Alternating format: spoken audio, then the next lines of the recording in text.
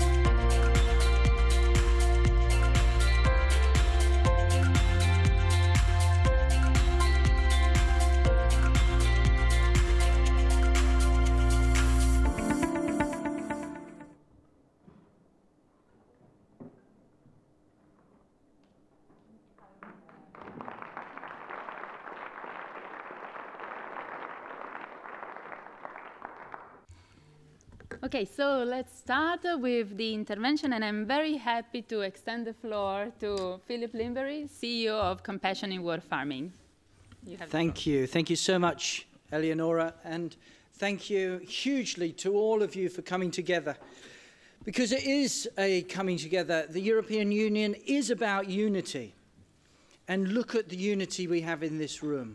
Seamless, different organizations from just about every country in the Union, different perspectives, one aim: to end the cage age. We've all come together because we can see quite clearly, we can feel it, we can touch it, that it's time to evolve.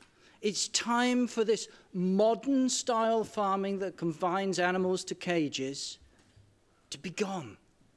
Because this modern style farming actually is 70 years old, maybe longer. It should be pensioned off. Actually, it should be confined to the scrap heap. I'm hugely delighted to be here, hosted by Eleonora,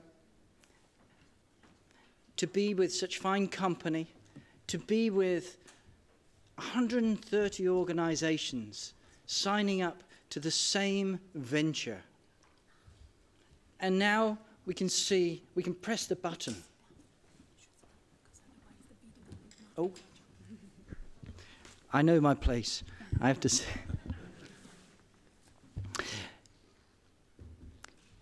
We're all coming together for a single aim, to end the cage age. And I think what's really special about this is that so many different organizations from all of the countries really have joined forces to push the button on the beginning of the end. But it hasn't just started. Yeah, this is a campaign that's been running for 20 years, 30 years, perhaps 50 years. I know that Compassion in World Farming was founded by a dairy farmer way back in 1967, and it was his dream. It was his dream to see an end to cages.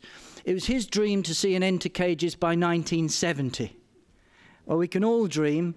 It's a pity that that dream didn't come true, but we can make sure that it doesn't go on for too much longer. The interesting thing is that in this campaign, we have made considerable strides, considerable successes. Take 1997, when the European Union recognized animals as sentient beings, recognized in law that they can feel pain and suffering, recognized in law the bleeding obvious. But nevertheless, it needed recognizing in law for the European Union and for our society to evolve. In 2007, we saw a union ban on veal crates for calves, where the calves couldn't turn around. In 2012, we saw the end of the barren battery cage. What a day that was. And in 2013, we saw the end of the prolonged use of gestation crates for sows. Tremendous strides, and there have been more since. And corporates have been getting in on this new wave of compassion across Europe. Saying no to cage eggs, saying no to poor quality keeping methods for chickens that cause them great suffering, saying no to cages and crates in general. But what we need now is to draw a line under the cage age. To draw a line under this modern farming that is 70 years old. To actually encourage policymakers across the European Union to think for themselves rather than thinking like their grandfathers did. Thinking for themselves to see that keeping animals in tiny cages is not only cruel and unjust, it's also hugely inefficient. It doesn't produce food, it wastes food. It also causes a lot of environmental degradation. But we're here, I think, because of the cruelty. We're here because 300 million animals are suffering on a daily basis. And it's going to be a long campaign. It's going to be a long 12 months. But I know that with so many of us together, we are going to make this happen. We're not just going to get 1 million signatures. I want us to get 2 million, 3 million. Why not 5 million signatures? A continent standing up against cruelty, a continent standing up against this outdated, outmoded thinking, standing up for compassion. When we think about this as a 50-year campaign or a 20-year campaign, wherever you want to draw the line, let's think about the fact that meaningful change, deep change that rips the roots out of outmoded and deeply outdated ways of doing things, it takes a generation. And we're the generation that are going to make things happen. We're going to be the generation that ends the cage age. I think that although 30 years, 50 years to make this happen may seem a long time, if we were conservationists and we bought a flat piece of land and we planted oak seeds because our vision was of a mature oak wood, fantastic trees, it'd take 100 years to see that vision come true. We can make our vision come true in our lifetime in just a few years. But I think that what we're going to need to do is draw on all of our motivations so that we can communicate those motivations to citizens in Europe of all types and persuasions. And I just want to finish by sharing one of my motivations. So I've been with Compassion in World Farming since 1990, discontinuously. And one of the things which my wife and I do is we rescue hens. When they're about to go to slaughter, at the end of their miserable lives in a cage, we take them. They've existed for 12 months in these barren conditions, but we take them and we give them a second chance. We give them a life worth living. And there's one hen that always sticks in my mind. And I heard her. We heard her before we ever saw her. She came in a cat basket, and we put her on the lawn. And we had a long, thin garden way back then. And she was one of the last hens to come out of the barren battery cage in Britain. And I heard her because she was ill and she made this throaty noise. So we named her Huckle. And we put her on the lawn and opened the cat flap. And you know what? We'd clearly opened the door to an alien environment for her. All she had known was the darkened, cramped confines of a cage where she couldn't even stretch her wings. And there she was, staring out at our garden. And what seemed like an eternity went by with nothing happening. And then we saw a toe, and then a beak, and then a curious eye, wide-eyed, apprehensive, and then a foot, and then another foot. And then there was this little hen, Feather Bear, doing something she'd never ever done in her life. She was walking. She was walking in the sunshine. And she put one foot in front of the other, following her instincts, and you could see her growing in confidence as she walked to the end of the garden. And then she walked back again, up and down.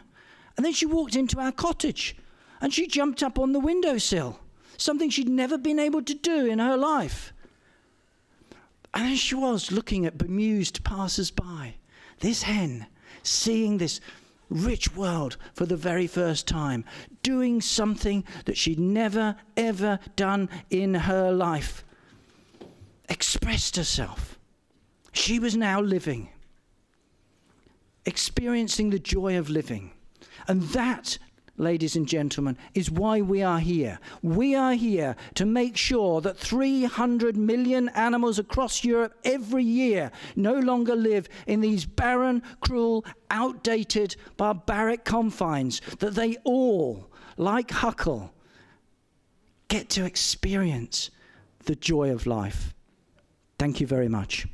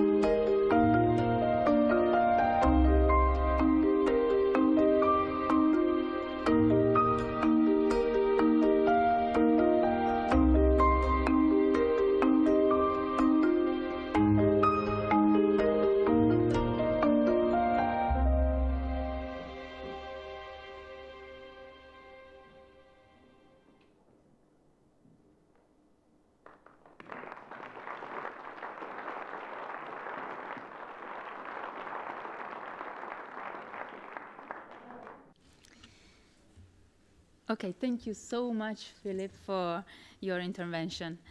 And now I will give the floor to Léopoldine Charbonneau, the representative of Citizen Committee and head of Compassion in World Farming France. You have the floor.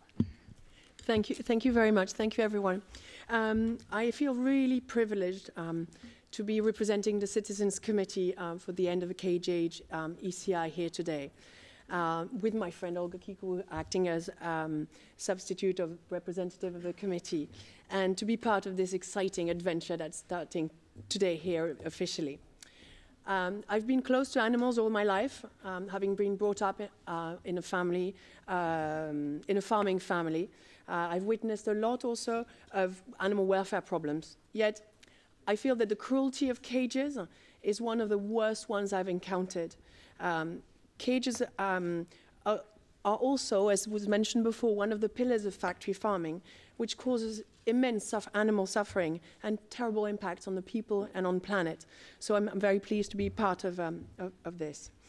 We've seen in the short films played, the two of them, and films that we've seen before, and that we feel instinctively that animals have many emotions, many natural behaviors they need to carry out. They feel joy, they feel pain, they feel stress, frustration, etc.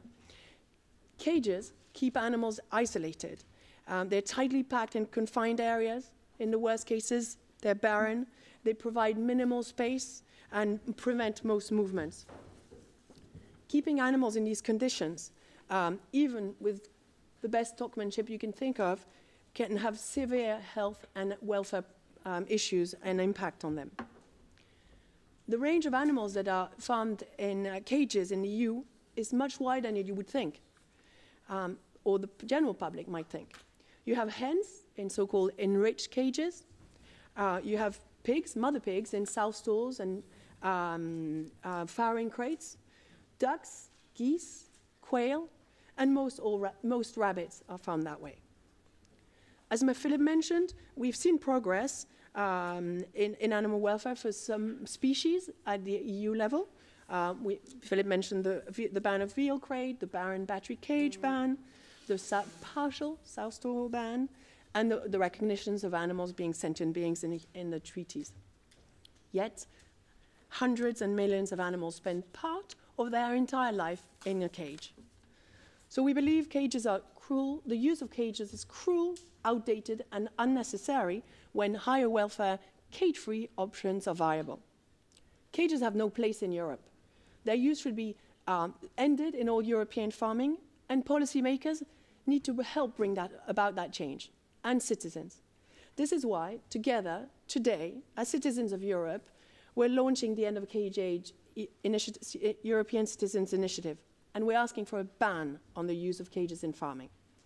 We're asking for legislation specifically to end cages for all cages for laying hens, pullets, broiler breeders, layer breeders, for quail, ducks, geese, farrowing crates for sows, sow stalls for sows when they're not already prohibited, and individual calf pens also when they're not already prohibited.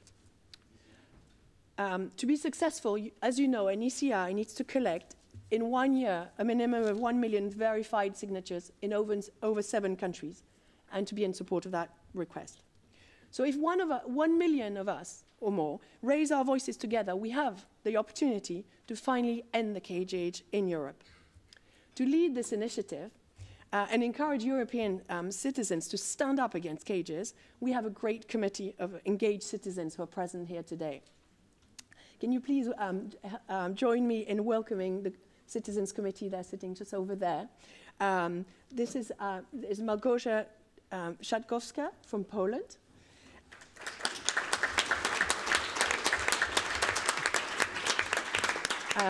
Marie Klosterhafen from Germany.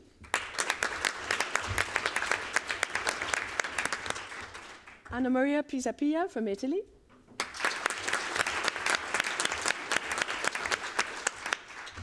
Gert Lauf from the Netherlands.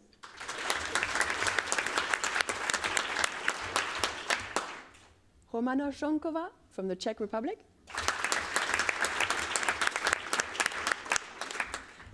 And my friend Olga Kiku from Greece, our substitute, whom I'm happy to pass over to.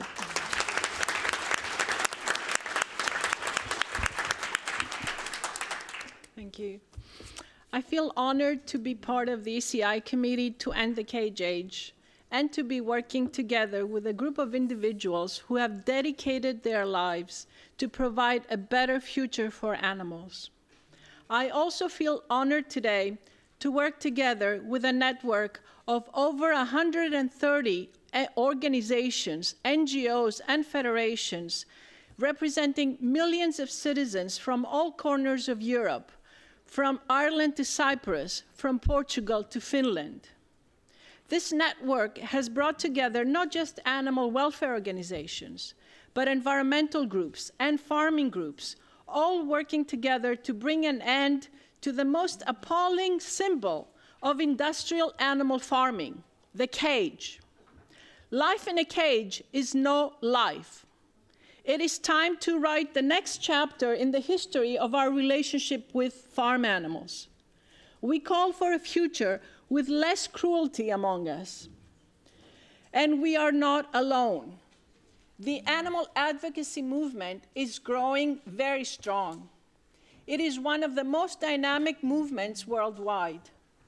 As people become more aware of how animals are raised and treated, they join forces to call for an end to the cruel practices of the past.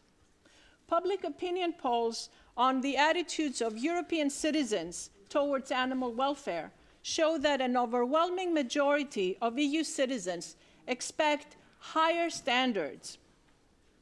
Our leaders tell us that Europe has the highest animal welfare standards in the world. Yet, Europe allows cages to play such a dominant role in much of EU farming. Actually, EU institutions have failed to do their part and align with the policies their policies with citizens' expectations, align them with 21st century principles. Progress has been slow. There has been progress, but it is slow. The legislative process to improve existing laws is usually very lengthy and can take over a decade, by which time the rules are already outdated. Even then, we are talking about incremental change, setting minimum standards, not substantive reforms needed to ensure a life free of suffering, free of pain and misery. We have a great divide in front of us. We have a disconnect between what citizens expect about the treatment of animals and existing policies that govern farming standards which allow for cruel practices to continue. We are here today in the House of the elected representatives of the people of Europe. And we are here as the representatives of those who cannot be heard themselves, those who cannot voice their views, but whose lives matter. We are here as the representatives of animals, other beings we share the planet with, and we're calling for a better life for them, a life with less suffering. The End the Cage ECI is also an opportunity for EU citizens to become more involved in issues that affect their lives. The ECI is actually an instrument to strengthen our democracy by encouraging citizen participation and active engagement from all of us. And there will be more participation if such processes are actually meaningful and achieve tangible results, if the end result is seriously considered by the European Commission. It is therefore up to the Commission to prove that citizens' views actually matter. We are delighted to have so much support from all of you, and not only the ones you here, but also those watching us online. We'd like to thank our host, Eleonora Evi, and so many members of the European Parliament who are with us in this fight to end the use of cages. Thank you all for being here and for joining the fight to end the use of cages all across Europe. Thank you.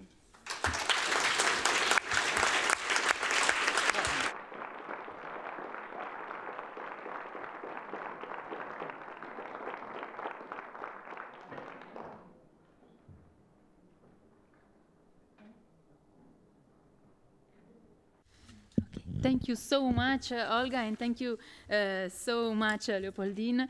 As you said, Olga, I am the host of this event, but this event is shared and supported by a large number of MEPs in this House. That's why all the groups, basically almost all the groups are represented today, and I'm very happy to extend the floor now as the first speaker to my friend and colleague, Stefan Eck.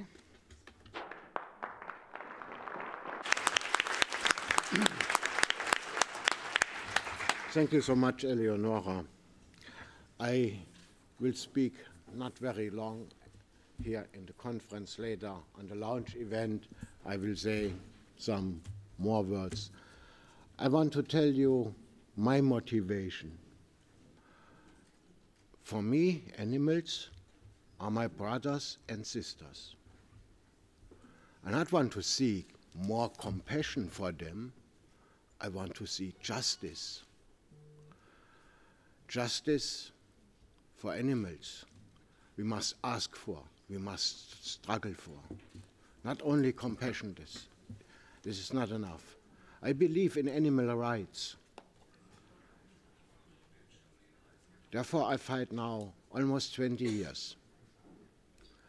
And when I started 20 years ago, I had a dream. I have a dream. The dream of a world without these barriers between humans and animals, a world without cages, a world without torture chambers. This is my dream. And everything else was said before from Philip and from Leopoldine and from Olga. Today, this gathering is for me a signal of hope. So many organizations are here. We know it will be a difficult project, a long project, but we start today with this ECI, and I'm very proud that I can be here with you and be part of this long and difficult way. Thank you so much.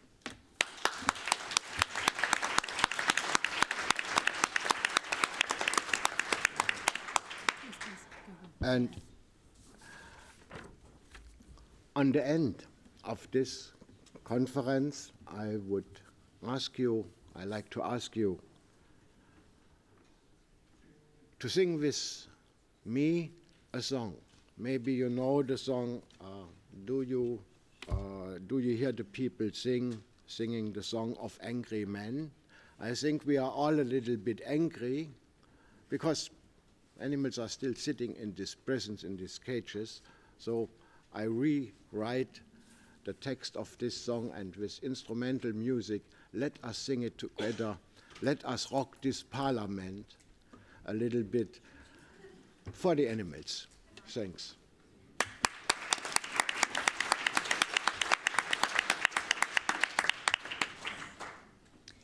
And now I'm very happy to extend the floor to my friend and colleague Anja Hazekamp. Thank you.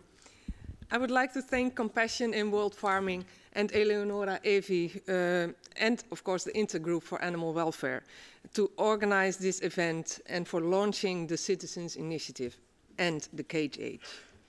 Imagine being isolated your whole life. Imagine being tightly packed in confined cages. Imagine living your entire life in a cage. No space, no exercise, not being able to scratch your back or express your natural behavior. This is the day-to-day life of hundreds of millions of animals in the European Union. Hens, pigs, calves, ducks, quail, and rabbits, all kept in cages, and all of them suffering. The European Union has taken some steps in the field of farm animal welfare, such as Article 13 of the Lisbon Treaty, saying that animals are sentient beings,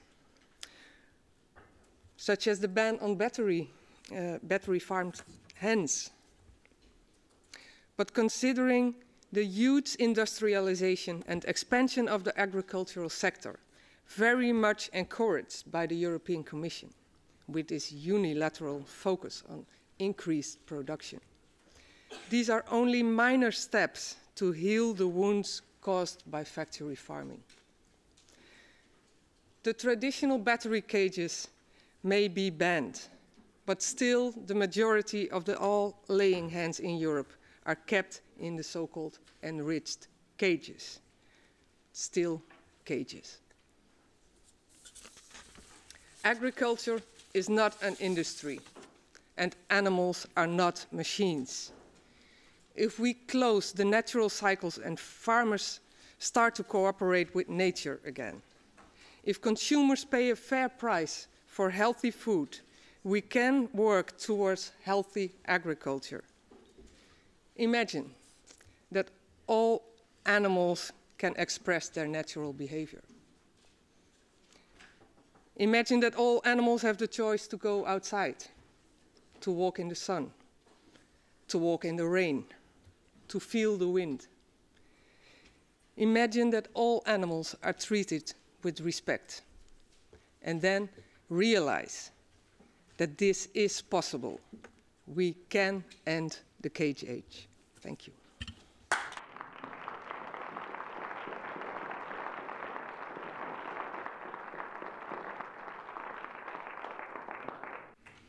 Thank you so much, Anja. Et maintenant, je voudrais donner la parole à M.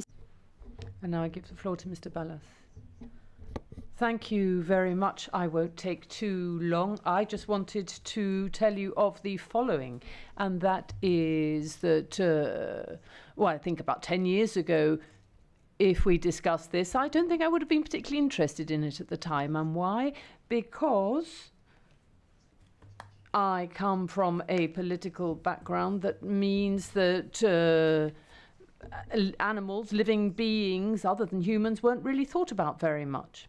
And finally, every time we wanted to tackle this topic, we'd say, well, whenever we've dealt with all the injustices that face human beings, then we will deal with animals. But the reason I am here now is because I have really had a sea change in my attitude to this, and I do think very deeply that there is a link between the two. And I think the way in which we allow this useless cruelty,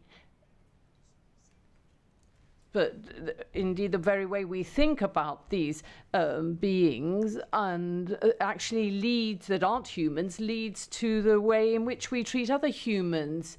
If you think that you can deal with living beings, in particular animals, in this way, simply to satisfy the needs that are in fact trade needs, because we don't actually need, in order to survive, to use cages to make animals live through this living hell, then you think that that is possible. And if that is possible for animals, then it is an admission that for human beings that you are different, that you are going to judge others as inferior, whatever the criteria, and therefore you think you have the right to behave in a way that is useless and cruel. And that is why I think that the fight that you are undertaking, which I think is a good fight, isn't simply one for animals, though. It is also, and paradoxically, a humanist one as well. It is a definition of what we want to be as human beings. And for that, for that reason, I'm delighted that there are so many people here, and I wish this every success. Thank you.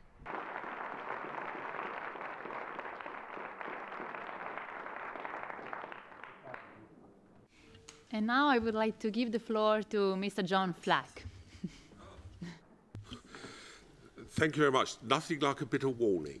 Now, I too am very pleased to be here, particularly because perhaps I am not the typical animal activist, animal welfare activist. I'm a British Conservative. I'm probably the heaviest person here at 300 pounds. I dread to think how many animals have contributed to that situation. In the last 18 months or so, I have gone on something of a journey. Like many people, I guess, I had a vague concern about animal welfare. I loved my companion animals I'd shunned foie gras or veal. I'd shunned battery eggs. I'd tried to buy organic meat, but I hadn't really stopped to think. And in the last year, 18 months, particularly since I've been in this Parliament, I've had the opportunity and the time to stop and think. And that has dramatically changed what I choose to consume. In the last year, I have eaten lamb once. I felt so guilty. I will not be eating lamb again. I haven't eaten pork. I haven't eaten beef. I take my hat off to the people here who are vegans. I don't think I'll ever quite manage that. I'm too old and too set in my ways. Imagine someone who had been smoking 60 a day for the last 50-odd years. Don't think I can quite do it, but I now have huge respect and huge admiration for those of you here and beyond who are vegan. This particular citizens' initiative to end the cage age is wonderful. I'm only sorry that Great Britain and the UK will not be able to effectively contribute signatures to the wonderful 1 million. And I love Philip's ambition, never mind 1 million, 2 million, 3 million, 5 million. Let's really make the Commission sit up and think. I hope that the UK will have made big strides in animal welfare once we leave. Should we leave next March, and perhaps the EU can then look at use the UK as an example and say, well, if those rebels over there could do it, perhaps the 27 of us should do it as well. Perhaps not in banning the cage age. I'm particularly thinking of live animal export, but I won't get into that hobby horse. I'm very pleased to be here to support. I congratulate Eleonora on the initiative, and let's make this a really successful campaign. Thank you very much.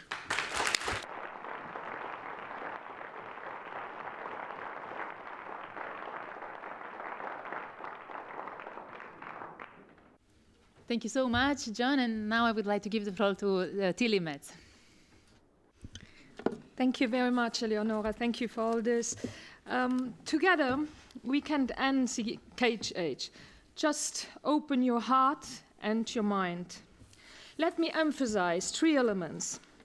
Animals have emotions and feel pain, fear, and misery, but are also able to feel joy and happiness if they get the possibility. This must be the space a chicken has to move. It cannot move properly. It cannot even spread its wings, and this treatment leads to enormous suffering, which is seen in health with weak bones and severe illness in their behavior. And animals behave abnormally in those situations because those situations just make them go crazy. But it's not only hens, it was already said. Hundreds of millions of farm animals across the European Union are forced to live their lives imprisoned in tiny, barren cages. For example, also pigs, intelligent and sensitive animals who need to run, who need to play, who need to explore. And in their cages, they are getting mad and frustrated, starting even to bite their colleagues. But I could also mention calves, rabbits, geese, ducks. Second argument, a modern European Union should get out of these dark ages of keeping animals in small cages. We really want to be a modern and civilized European Union. Indeed, many countries have adopted laws to guarantee a better protection for animals. Alternatives to cage farming exist and show that it's possible. So why don't we start right now? We also need to stop these long transports of animals confined in a small space where they are not even able to stand up properly.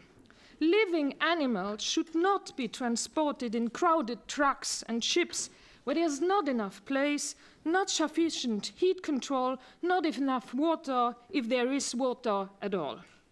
And the public, and that's my third argument, the public supports it. 94% of people in Europe believe that the welfare of farm animals should be protected. That's massive. These cages, and that's already my conclusion, these cages are like the mirror of a sick society. Citizens don't want it, it is not necessary, and animals, meanwhile, endure hell. It is time to end the cage age now, and to stand up. You are responsible for the things you do, but you are also responsible during your life for the things you don't do. So don't look away. It's now the moment to make the right choice for a more civilized society, respecting all living creatures. Thank you very much.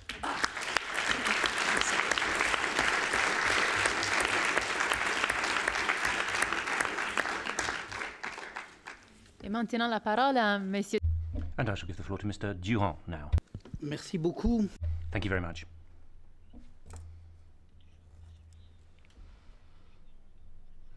When I came into the room, I heard Guillaume Balas speaking in French, and it was a great pleasure to hear that. Not so much because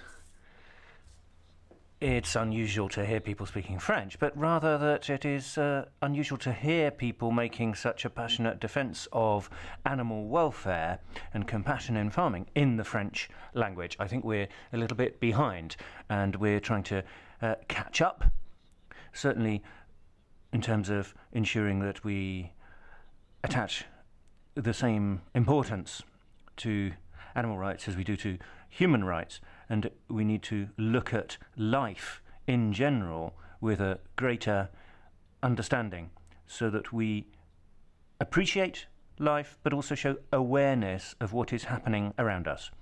We owe a great legacy to Descartes.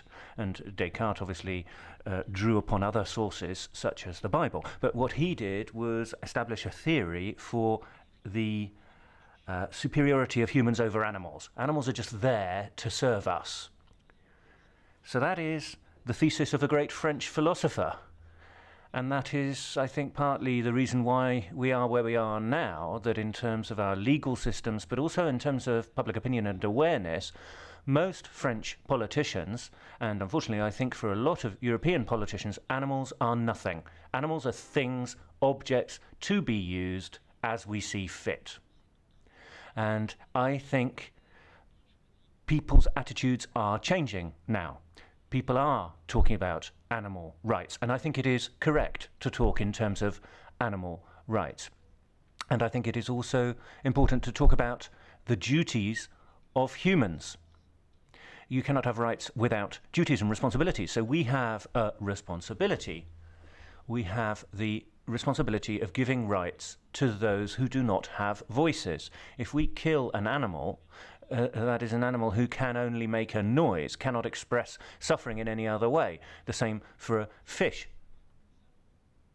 They have no way of making their voices heard to us. So it is our duty, because of our compassion, because of our intelligence, to treat animals with respect and dignity.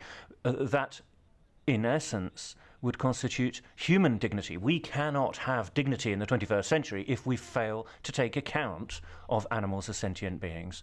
That is the change that we should bring about, and it is up to us to ensure that as that awareness grows, it can reach the same level as our consideration of fellow humans.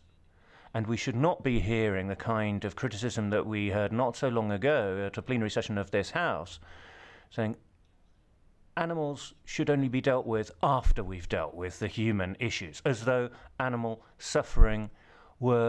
with animal suffering was somehow going to get in the way of us dealing with human suffering. We can fight on both fronts at the same time, would be my message. So thank you so much for organising this event. I know I've said this in the past, but I think it bears repeating. We may be in a minority in the institutions if we want to change the situation for animals. We need pressure from the citizens. We need it. And we need European citizens to pick up on this issue and take it forward. They are doing that, but they need to show that very clearly, that they have that determination, and only in that way will we be able to win this battle. So I'm absolutely delighted to see a citizens' initiative moving forward. And I hope that when the citizens' initiative succeeds, because I'm sure it will succeed, I hope that then the Commission will finally do its job and not do the vertical filing, which may be habitual, say, no, it's not the right time, it's not the right place. No, that would be totally unacceptable. That's what happened with vivisection, with other issues, but we have to keep that pressure on the European Commission to ensure that at the end of the day there is actually a text put forward and that we can end this barbarity of the Middle Ages, which is being imposed upon millions and millions of living beings.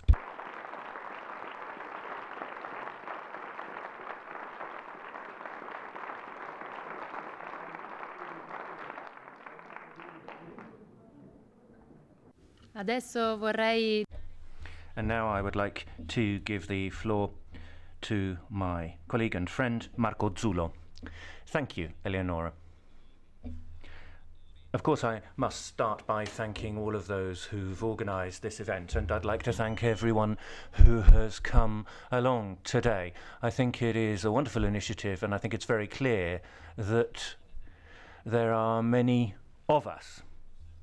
It's a wonderful slogan, End the Cage Age, and I think it could signify a milestone, a new way of thinking and progress. And it may be a small group that achieves a lot in terms of transforming attitudes. And I think that change is happening. One proof of that is that it should be across the political spectrum that we see such an initiative and we see citizens signing the petition, all of that broad base will bring pressure to bear on the Commission. They won't be able to say, oh, it's just a minority, it's a small lobby group. No, Europe is calling for change. So I'm delighted to see this initiative, and as is the case for others, I think I will certainly help you to get millions and millions more signatures, because we do need to bring that pressure to bear.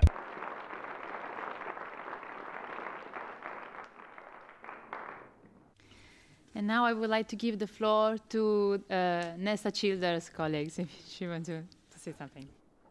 Sorry, I didn't expect to speak since I wasn't on this list here. I'm delighted to be here.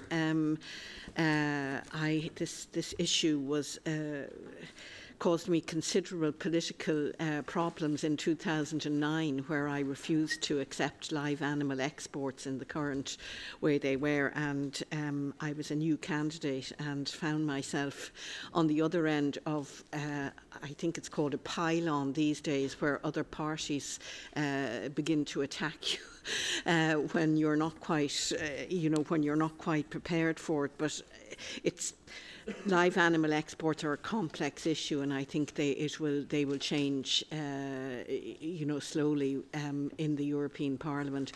But this issue of compassion in world farming is hugely important. I think it is really about compassion and about protecting people, protecting animals, the same way we should with people who don't have a voice. And every time publicity occurs about this issue, people become very concerned about what they're eating, and I think this is important. This is one of the ways that you deal with this, because we're politicians, and I really actually think that when you make politicians worried about an issue, they worry about their own futures, they worry about their constituents, some of whom are these animals, and they begin to listen to those voices like Compassion in World Farming, and not so much to lobby groups that are actually hostile to these ideas. And that's how it works, and that's why the petition is so important, because if you get enough signatures, you force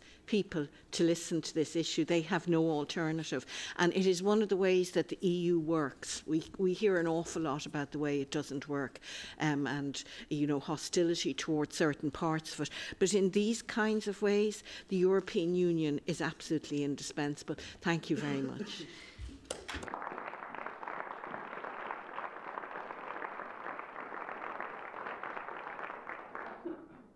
Now I give the floor to Mr. Kofod. Thank you so much, and thank you so much for this fantastic initiative.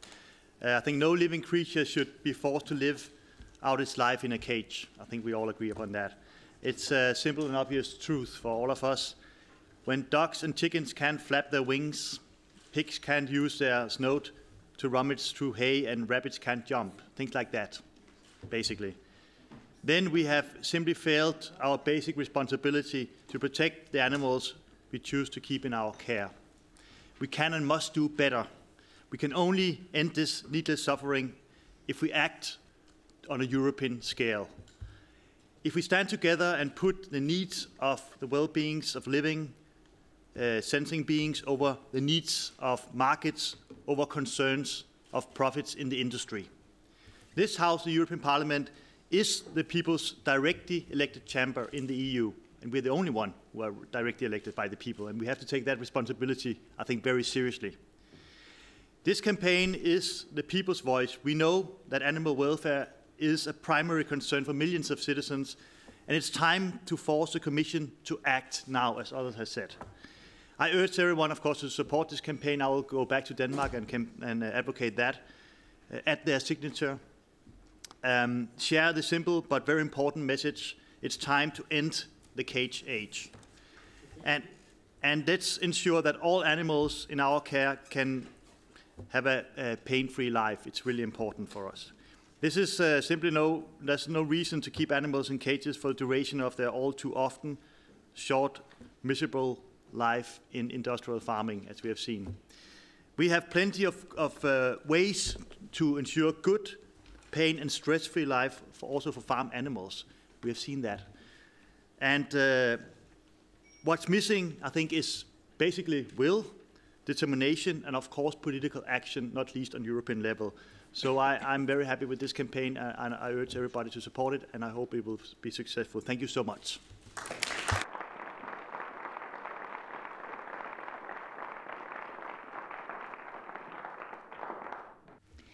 Grazie mille.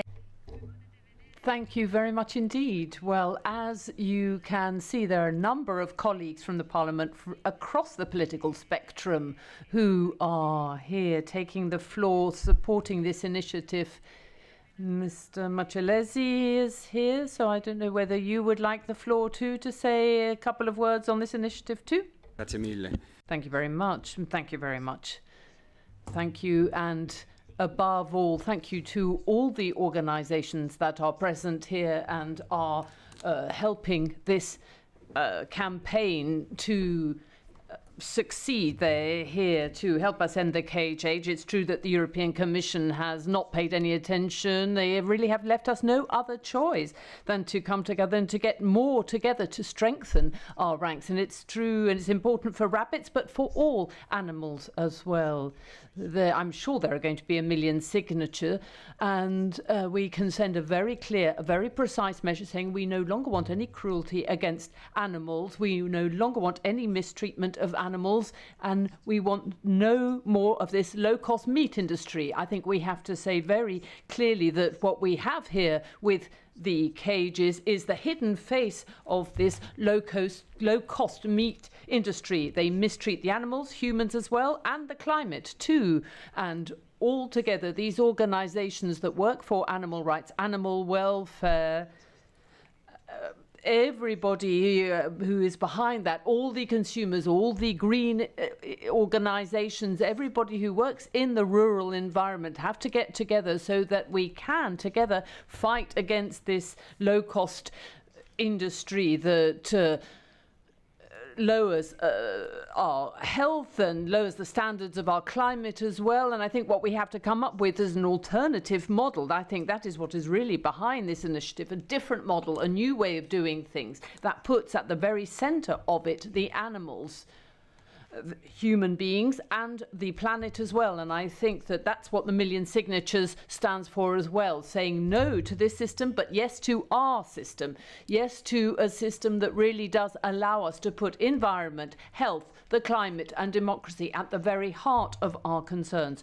So thank you very much indeed, and I am sure that thanks to this initiative we will get this 1 million signatures, and that will be able to help us to put an end to the cage age, to the low-cost meat industry, and enable us to say yes to this new model that will mean we are better humans and have animals that can live in peace at last. Thank you.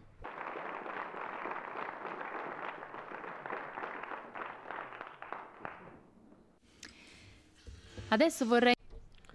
Thank you. I'm going to show you a few videos now. These are from members of the House that were unable to be with us here today, unfortunately, but really did want to show their support for this fantastic European Citizens Initiative. So I'm going to be putting the videos on the screen now. This is, as I say, from MEP colleagues who aren't here today.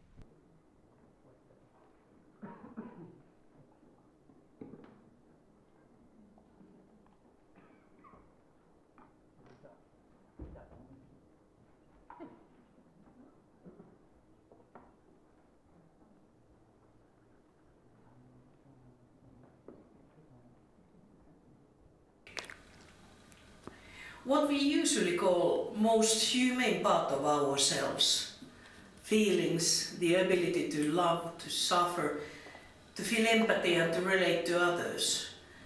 Actually, those deepest features are the most animal in ourselves. We do know that animals are sentient beings, ability for the same kind of suffering and joy in different ways than we do. That's why they do have the right for their natural behavior and natural behavioral environments. Cage is not a natural behavioral environment to anyone, not to a human, not to an animal. It is suffering, it's cruel, and it is against of all our ethical principles. So I wholeheartedly welcome you to join and ask all of your friends to join the End of the Cage Age campaign. Let's free our compatriots, the other animals, for decent life.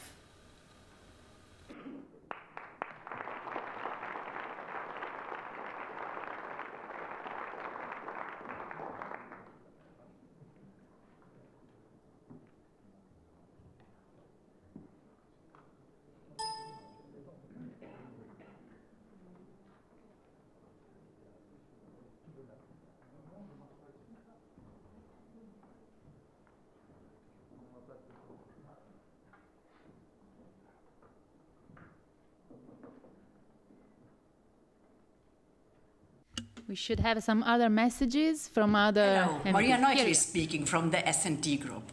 And I say, yes, we can. Yes, we can. And we have to do it now, immediately. I absolutely support the end of the cage age for all animals worldwide. But let us start in Europe. Let us start here. Animals aren't things. Not things like a car or a chair.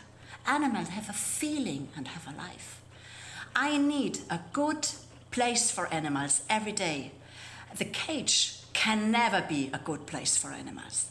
I say once more, yes, we can. We can stop the cage age, and we have to do it now, today. Good wishes from Bavaria, Maria Neutli from the S&D group.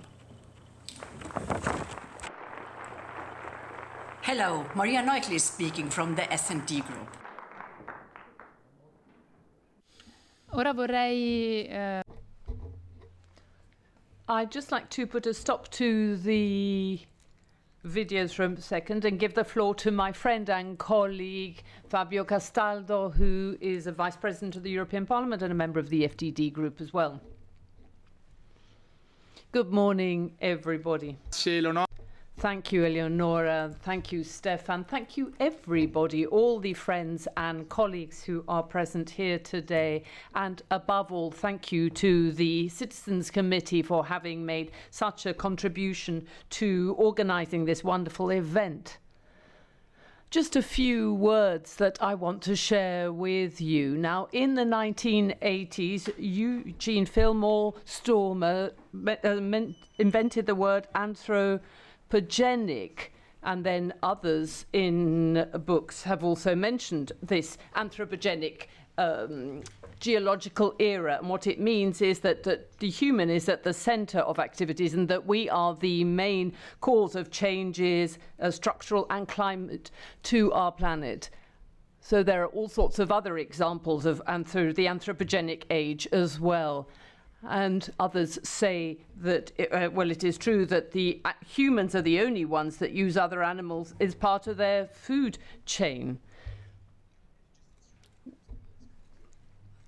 We have cages for sows and for sows farrowing and gestation cages for them as well. There's a whole long list of this, but it's only in the European Union that thousands of animals are caged every year, and they do suffer uselessly. But it isn't just sows either. It is quail, rabbits, chickens, all sorts of animals. And perhaps you may remember the old telephone booths that we used to have in the street. Now, let us make all an effort. Imagine an entire life lived in one of those telephone booths. The panic, the anxiety that you would have stuck in such a small space. Living inside a cage is not a life. Now, until recently, we were told that it was anthropomorphism, that only humans were the ones who could feel and think, but that animals didn't actually feel any other type of emotion or pain. But in fact, science has now proved the absolute opposite. Animals do feel, and they suffer just as we do. They experience joy just as we do. They are sentient beings, as it says under Article 13 of the TEU. And so to live in a cage is undignified for them as well. It is in unbearable suffering, and as I say, with no point either. There are all sorts of other systems available today that we could use instead of cages. There is free range farming, for example, that would allow animals a lot more freedom of movement and to express their natural behavior and to be with others of their own species. That is all for their own welfare. So as I said, we are in the anthropogenic era, that of the human being, but this means that we have a lot of responsibility as well. And so I think that this ECI is something that is a very important instrument that we have to use. Now, I think we should also call on the Commission to come up with legislation that will definitively ban the use of cages. And I am utterly convinced that we will get the 1 million signatures that we need, and that actually we will go far beyond that. So, together with Eleonora, we have been working for years on another instrument, and really there is this problem of a filter actually with the Commission. We've seen it so many times elsewhere. We've seen really what the problem is. There is a conflict of interest if the body that has to implement what we do and has to respect all the necessary conditions isn't acting. And in future, what we want to make sure is that when we get all these signatures and that then for an initiative, then that actually does happen, that it is implemented, because otherwise we're just going to make people really frustrated. The citizens are going to feel that their very laudable claims are not, and demands are not being met. Even if the instrument in itself is imperfect, we are fighting this. Pascal and many other colleagues are fighting to reform, but we also have to fight with those instruments that we do have today in order to raise public awareness and to ensure that we do get the right response, a specific response from the Commission. And before I conclude, one last thing that I would like to say. Raj Patel, in his latest book, who is someone who's a specialist in the food crisis in the world, talking about our food production system, has said that there's a real aberration here. And I think that there are other examples that he could have used, such as the cage itself. So thank you very much indeed, and let me assure you that on my behalf and on others as well, the battle is one that we are fighting, and we will do absolutely everything that we can with all our determination, all our enthusiasm. Thank you very much, Eleonora. Thank you, Stefan. Thank you to all of you.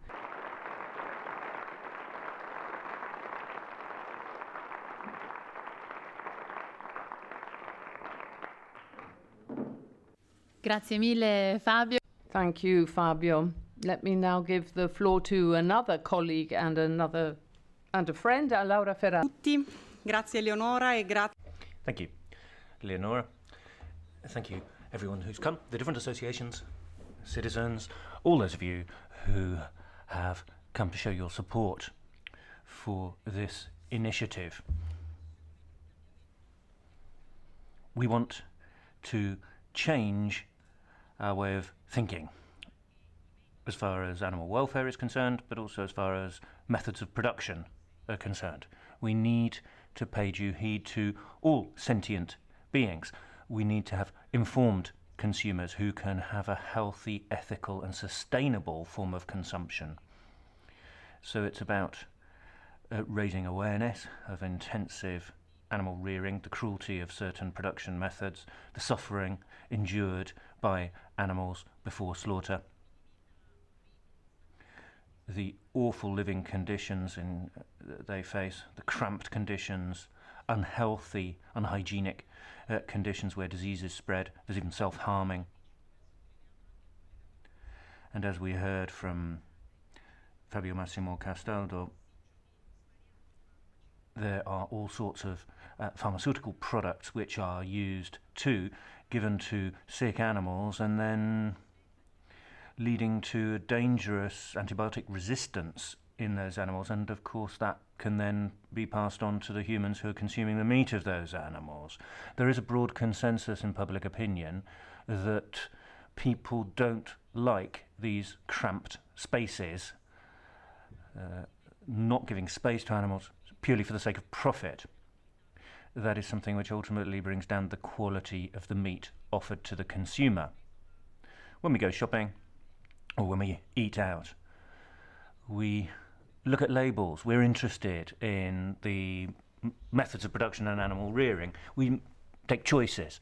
We choose one product over another. And all of this can help change the system and improve conditions for animals reared for food. For years, I've supported different organisations that stand for animal welfare and animal protection. 18 years ago, I took the choice of becoming vegetarian. I'm from the south of Italy, and there weren't many vegetarians. People couldn't really understand how you could have a healthy diet that didn't include meat and fish. People would say, but what about protein? How are you going to get your protein? My mother shrieked. And whenever you had guests at table, they would look at you with horror when they discovered that you were vegetarian. My parents didn't go vegetarian, needless to say, but they did start thinking about the issues. They started thinking differently to previously. They realized that they had certain ideas that perhaps came from the past, and they became more open-minded. And people, I think, are now discovering that it is possible to have a balanced diet without meat. So I don't impose that choice on my own children. It was my personal choice. But what I do with my children is try to give them the information so that they know, so that they can take an informed decision.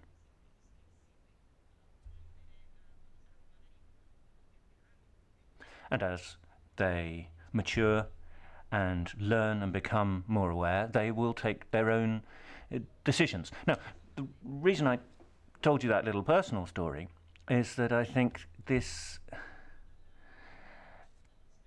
is the way it works on an individual level. There's so much you can do as an individual that has an impact. You're making choices in terms of what products you buy, but your awareness can also be spread around to other people. That can be done within an institution. We could do more here, I think. So with a citizens' initiative, you can be sending out a very clear message that has come from the citizens, and that is a broader message about responsible consumption, animal welfare, and production methods in order to ensure that ultimately we're protecting citizens' health too. Thank you.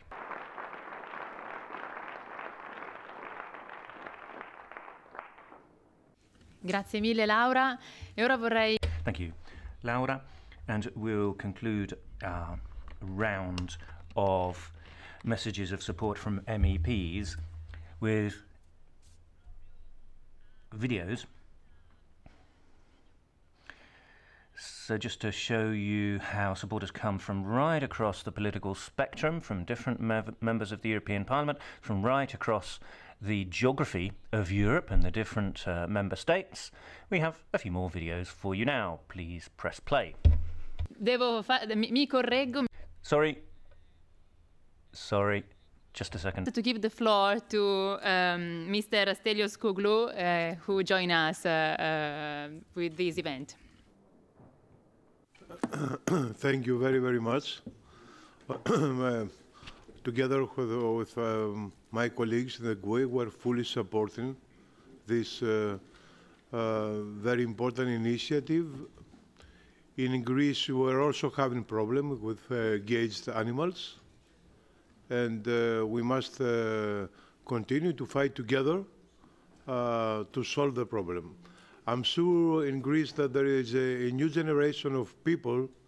They are very much sensitive for this problem, and I have talked with different young people in Greece about this initiative. They are fully supporting it, and I think since we have the youth, the new generation with us, we're gonna win.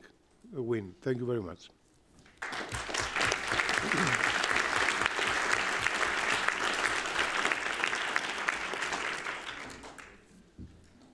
Okay, and now we can move to the next videos, which is, if I am right, would be one video from Ms. Heidi Hautala, which is Vice President of the European Parliament.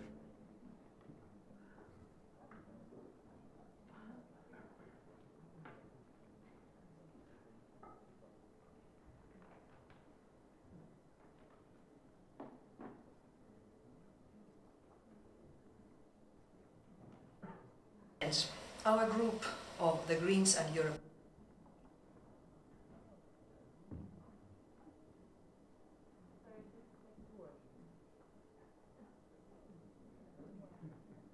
and European Free Alliance very much support the popular initiative.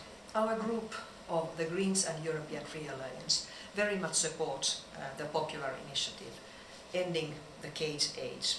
And the question of animal welfare has been on our political agenda from the very outset. It is very great to see that now animal welfare, also through this citizens' initiative, is going to become so much more visible, and it's really going to hit the mainstream, I hope. In Europe, about 700 million farm animals live in cages. We're talking about hens, chickens, pigs, and others. And in my country, Finland, fur animals are, besides that, kept in cages. Cage living has a serious impact on animal health. Limited space restricts the movements and all natural behavior. Cages are both unethical and unnecessary. There is always an alternative to a cage, especially now in the 21st century. All we need now is a strong movement and consequently strong political will. Europe should now show global leadership and update its outdated regulations on food production. Citizens all around the EU have already realized the importance of this. All of us receive worried feedback on animal treatment on a regular basis. And I am convinced that the European consumers now want to end this practice of keeping animals in cages. And I think that this citizens' initiative is going to make a big difference towards our goal. Thank you very much.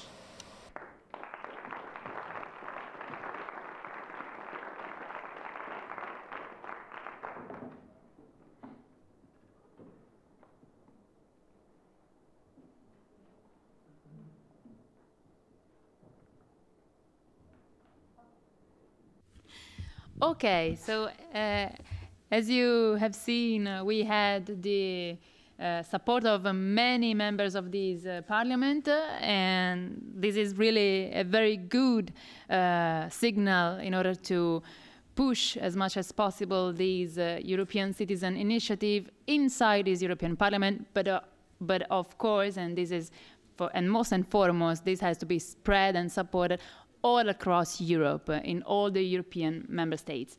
So now I wanted to move to the next panel. We have some guests with us, and the next panel is going to deal with the future of farming, food businesses, and EU democracy. And therefore, I'm happy to give the floor as a first speaker to Mr. Ruud Zanders, who is the co-founder of Kipster. Thank you. Yeah,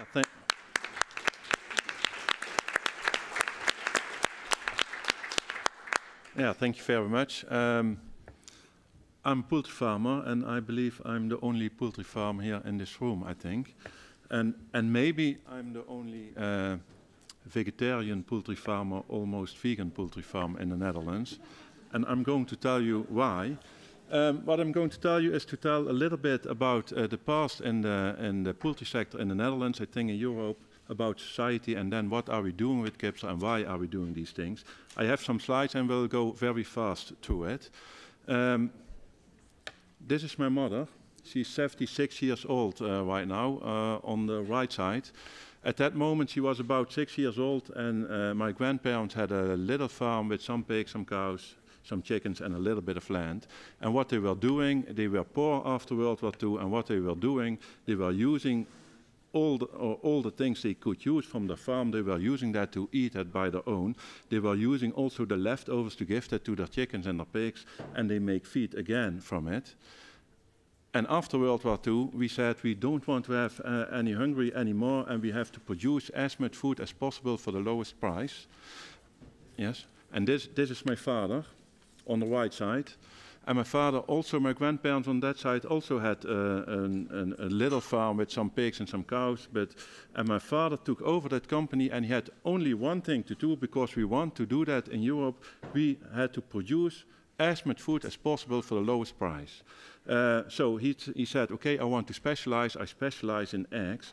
And then the cages came over from the United States, and we went to put our layers in the cages. So this is on the farm in the 80s, and I grew up on this farm. And what they did was making as much eggs as possible for the lowest price as possible. Next one. And this is a demonstration in the 50s in the Netherlands. I'm sorry, this is in Dutch, but these people, they were hungry, and what they were saying is, we want more meat, and Mansholt was our minister at that moment. Where is our meat? It was in the 50s. And if you look now to a demonstration, you see this. It's also in Dutch, I'm sorry, but what they are saying, these people, they are saying, go away with the meat industry, and megastalls no. So what happened in these 50 years that we came from the first picture to the second picture? And what I'm saying, what we are doing in the animal production, and I think maybe in the agriculture production, what we are doing, we are producing for the demand from that first picture, and the second picture is our society. So then you can see what's going wrong in producing our food. And about 6 years ago, I had some African people, and they asked me, Ruud, can you show us the poultry sector in the Netherlands? I showed them everything, and then I was explaining what I thought that they have to do to make the same as we did in the Netherlands. And then they were saying to me, Ruud, why are you doing that? Why are you giving all these good grains and all these good corn to animals? Why are you doing that? At that moment, I was 40 years old, and that was the first moment that I thought, oops, that's a good question. Why are we doing that? We have 1 kilogram of grains, you can feed 10 people with it, and what we are doing in whole Europe and whole the world, we are giving that to a pig or a chicken, and then with an inefficient way, we can feed 2 or 4 people with it. And why are we doing that? So I thought that's a good question, and I have to think about it. And that's also what I always say to all the farmers in Europe and the world. Why are we doing that? You have to give an answer for that. And that was for me the first moment that I was thinking, I think we have to do it in a completely different way. And that was for me the reason that I cooperate and start working with a lot of, maybe all of them, but a lot of NGOs, because they have a wide look for the next 20, 30, 40, 50 years, how we have to produce our food and how we can make the world a little bit better. And that was for me a reason to talk with them, discuss with them, how can we produce food as good as possible. And that is the reason why I founded Kipster. I'm not alone, we do that with 4 entrepreneurs. And on the right side, Stijn and I, we are from the agriculture side from Kipster. And on the left side, Maurits and Olivier, they are from the city side. They don't know anything about chickens and eggs, but that's not their role. They know a lot about sustainability and about communication and marketing. And we had actually one question: how will we feed the growing world population in a fair way, and what's the role of animals in it? So we started with these questions. Why should we produce eggs? We want to produce eggs, but why should we? Is it necessary? And we went for that to Wageningen University, to Imke de Boer from the Department Animal Production Systems. And there was Hanna van Zanten did a thesis, and the subject of the thesis was the role of animals in feeding the world. And what she was saying to us was, if you want to feed the world, avoid direct competition between animals and people. 30% of all the grains we produce in the world, we are giving that to animals. Knowing that 1 billion people in the world are hungry, that's a little bit strange. So she said, avoid direct competition between animals and people. And she said there's also an indirect competition between animals and people, and that's our grass. It seems like a good system because we can't eat grass, a cow or goat can, but what we should do is always ask the question, what could I have done with that land? Because if it's arable land, then it's better to produce grain on it. You can feed more people per hectare than with a cow or a goat. But if the answer is it's arable land, or it's marginal land, so nothing else is growing there than grass, then it's a good system, put a cow or a goat on it, and you can feed more people per hectare than if you still are trying to put grain on it. So, and if you avoid direct competition and indirect competition, then you get this system. And it's actually a quite simple system. Use all the arable land to produce plant-based food for people. Then we have a lot of marginal land in the world, put a cow or a goat on it, and you have some animal-based food for people. And then you have some rest products, residuals from the land, and some residuals from our human consumption. And then a pig and a chicken can do something fantastic because they can eat that. And as thanks for that, we get a little bit eggs and a little bit of meat from it. So it looks maybe a little bit different, but it's difficult, but it's actually not new because my grandparents were doing this on their own farm in the 30s, 40s, 50s. So I think we have forgotten that. So it's actually not new, but maybe we have to do what they were doing and that in a modern way. And if you are doing like that, how much of grams of animal protein can we eat? With using the land and all the waste products as efficient as possible. And it depends, of course, a little bit from which waste products and which land you use, but that's about 20 grams of animal protein per person per day for 9.2 billion people in 2050. But now in Europe we are eating 70 till 75 grams of animal protein. So that's really not possible. If all the world is going to eat like we are doing, it's not possible. So if Africa and Asia takes us as an example, then maybe it's good that we are really going to be that example. So 20 grams of animal protein, it's the max. Next one. So, and that is the reason why we founded KIPS. Okay, there is a role for animals in feeding the world, but can we then make a system as animal-friendly as possible, environment-friendly as possible, and people-friendly as possible? And that's how we made our farm. I'm not going to explain exactly what we are doing, but what's very important, I think, for animal welfare is our courtyard garden and our outdoor garden. And if you want, we are always open for visitors from 10 in the morning till sunset in the evening, so you can come and drive with me to Oerlo-Venray in the Netherlands. It's only 2 hours to drive, and come and have a look what we are doing. This is some pictures from it. So this is our, above is our courtyard garden, and you see our outdoor garden.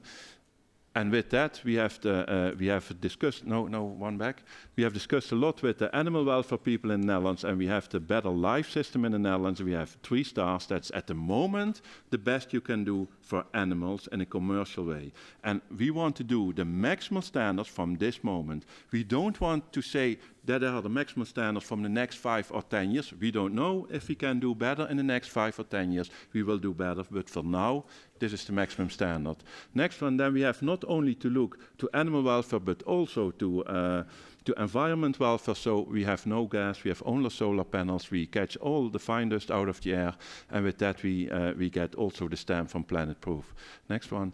And then we looked to our chain, because if you are producing eggs, you have also roosters, you have also the spended hens if they are going away, and what will we do with them?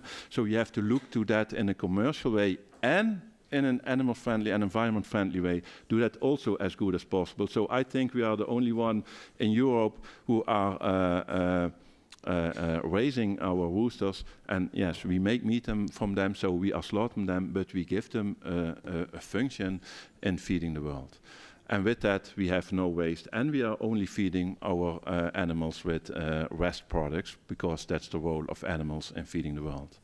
And with that, we said, okay, we want to be animal-friendly, environment-friendly, and people-friendly, but we have also a climate agreement in Paris. What can we do as a company with that climate agreement? And we have taken a lot of measurements. I can't tell them all, but if you want to know, then ask me.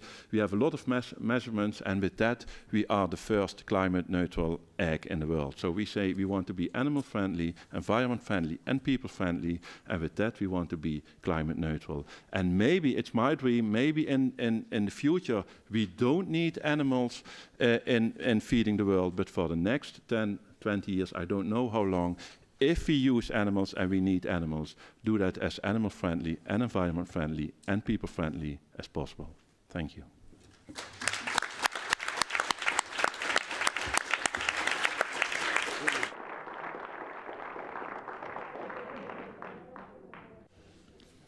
Thank you so much. Very interesting and very inspiring. I hope for many, many others in Europe. Now I would like to give the floor to Mr. Philip Weiler, who is the head of sustainability at Lidl Belgium. Thank you very much. Graduated as a bioengineer, I always felt I wanted to have some impact somehow, somewhere. And in the first year when I started my professional career, I came across Traffic International. It's a WWF sister organization, very much focusing on the trade of illegal and endangered species. And at that time, Traffic was very much focused on the trade of, or to combat the poaching of ivory from elephants. And I was asked to do some investigation. And very much to my surprise, the evidence that I collected was used to introduce the hippo on the annexes of CITES, the convention. Because indeed, the poachers had turned their focus from the ivory from elephants towards the hippo and became endangered. So what I realized is that even as an intern, as a junior, even an internship of 1 month, I realized that I could have somehow an impact worldwide. So after Traffic International, I spent 20 years in the NGO sector. In the south, through WWF, and 20 years later, I saw a vacancy at Lidl Belgium. And I thought maybe I can have more impact there. But still, in the beginning, I was a bit reluctant, because could I have an impact in such a company? I can move to the next. But I applied, and right from the beginning, I felt, when I had my first interviews, and I met this guy, Boudewijn van den Brand, the CEO of Lidl Belgium, and the guy to whom I would have to report, I felt from the beginning that he had the right spirit and the right values to stand behind me to develop an ambitious sustainability strategy. So beginning of 2016, we started. We started to frame a new strategy. We organized some workshops with the board of directors. And in the beginning, we said, let's define a new vision. And the vision we have today, next slide, is that as a sustainable retailer, we want to have a positive impact on society, employees, and customers. And when we write positive impact, it means that for each activity that we have, it has a negative and a good impact. But at the end of the day, bottom line, the balance needs to be positive. And that vision, we translated into very concrete targets. And today we have 50 targets. 50 very concrete targets, and we managed to integrate that strategy and the targets into our business operations. We identified for each of the targets somehow in the company an owner, a responsible. And we built a strategy in collaboration, in dialogue with NGOs such as Gaia, Anne de Greef sitting there, one of the NGOs helping us, challenging us to define, to set the bar as high as possible. One of the 50 targets is a target on animal welfare. Next. It's one of our most important targets. And the target sounds like this. We want to see a 10% annual growth of the sales volume of animal-friendly product. And of course, we define what it means, an animal-friendly product. So together, we identified for each of the different categories, what does it mean? And for instance, for eggs, it means we have set the bar at free-range eggs. And everything which is beyond is considered as an animal-friendly product. And we do that for each of the categories. For pork, for instance, we set Better Life and organic. And Better Life, we heard from Ruud Sanders, it's one of the animal welfare standards with a very strict criteria. So this is a goal. This is a target. It's measurable. It has a KPI. But it's a goal with no endpoint. So it means it's a target that needs continuous improvement. But such a goal helps us, helps the buyers to focus. It helps the organization to make the right choices. It helps us to see, to understand where we need to have some discussions with politicians, for instance. And with success. Because when you see the progress, you see that between 2015 and 16, we didn't grow with 10%, but 159%. And between 16 and 17, with 239%. Okay, so maybe the 10% was the bar was too low, but I'll explain why such big numbers. So maybe just to move to the next slide, some concrete examples. This is Dan Claessens, one of the 4 founders from Kipster. We didn't agree that we should show similar pictures, but I'm happy to show that because for Belgium, for the Netherlands, this is a state-of-the-art company. Our journey on animal welfare started in 2010 at Little Belgium. For eggs, we decided in 2010 to ban all enriched cage eggs from our shell. And that same year, we were awarded with the Good Egg Award from Compassion. And in 2016, we decided to ban all enriched cage eggs from all our products. A frontrunner within the retailers in Belgium. And on top, we decided for specific categories, such as the cold sauces, such as mayonnaise, only to use at least free-range eggs. Again, taking a leader position. For rabbits, for instance, in 2010, we started to sell rabbits, quite a famous product in Belgium. In 2011, we decided to switch to a more animal-friendly park systems, where the animals have more space, they are living in an enriched environment. 2017, we received the Good Rabbit commendation. And for pork, next slide, we see Dolf Mertens. He's one of the 80 farmers that dared to make the switch to a Better Life pork management system. Because indeed, in 2017, we decided to switch the entire pork supply chain that we have towards a more animal-friendly, environmental-friendly supply chain. To switch to the Better Life, a label, a standard, which is quite known in the Netherlands, but not known at all in Belgium. And we thought that that standard was the right standard because it has very clear criteria and it has a move from 1 star to 2 stars to 3 stars. The label, the standard, guarantees that the animal have a better life, they have more space, they're living in an enriched environment, but it's also positive for the environment because there is no preventive use of antibiotics. The soy which is being used needs to be RTRS certified. And it's also good for the farmer because he receives a long-term contract and he receives a premium on top. Those 3 examples, the egg, the rabbit, and the pork, are no coincidence because they are part of a very specific target, a goal on animal welfare. And that target is no coincidence. It's part of a strategy that we defined together with the board of directors and with all the head of departments.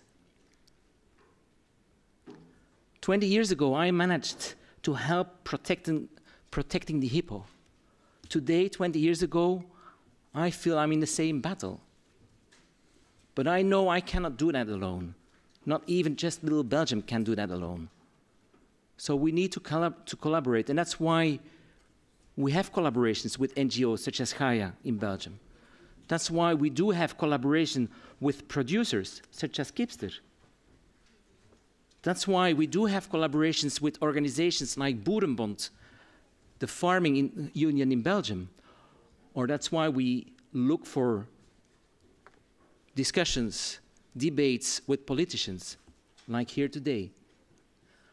At Little Belgium, we try to make the difference, and that's why I'm pushing the organization to go for real impact. Thank you.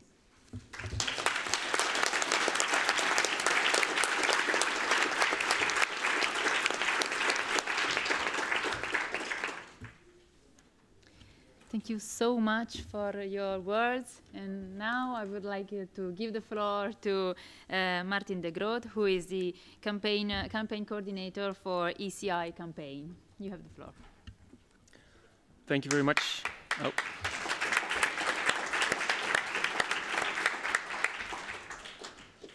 Thank you very much, Ms. Evi, for giving me the floor. Thank you very much to Olga and her colleagues and the Citizens Committee for inviting us to speak. Indeed, my name is Maarten de Groot. I'm the campaign coordinator for the ECI campaign. And it's always difficult to be the last one speaking during such an event, but I hope you'll bear with me for a few more minutes. The ECI campaign, we're an organization that works towards the successful introduction and reform and implementation of the European Citizens Initiative.